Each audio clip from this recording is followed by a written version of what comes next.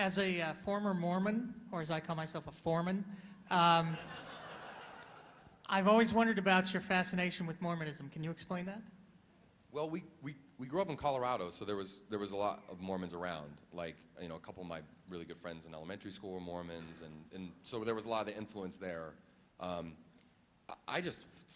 totally fascinated with Mormonism, and I don't know why. It's like, it's a good storytelling thing, and like Orgasmo, or I mean other things, because it's like shorthand for naive and like super religious white people, right? You know, just like, hey, what's going on? Like that's, you know, that's like, you know, just say Mormon. It's like Nazis, you know, shorthand for bad guy. Mormons are shorthand for like naive, and so they're great for storytelling with that. But it's just, when you read the beginnings of Mormonism, you read the Joseph Smith story, you're just like, wow, really?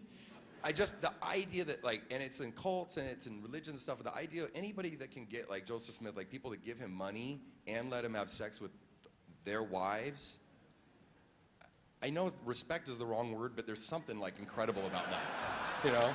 That's like, I want to know more about those guys. Like, it's just like fascinating. That's all. Right? Yes, was there any reaction from Salt Lake about the Mormon episode, and how can I get that great Dum Dum Dum Dum song out of my head?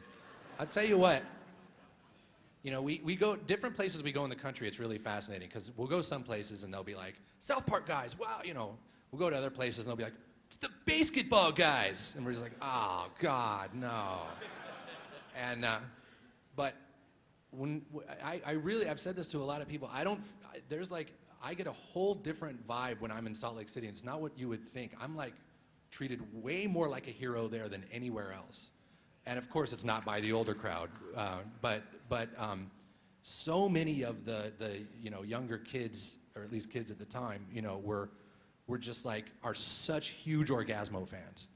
You know, it was like, it was pretty cool. And so we go to Salt Lake City all the time. In fact, we're working right now on a Broadway musical about Mormons, and so we've been to Salt Lake a few times, because I love going to Temple Square and just walking around and laughing. It's just great. That was a tough, doing that episode was, because in the episode it basically tells the Joseph Smith story, the beginnings of Mormonism, and it was really tough.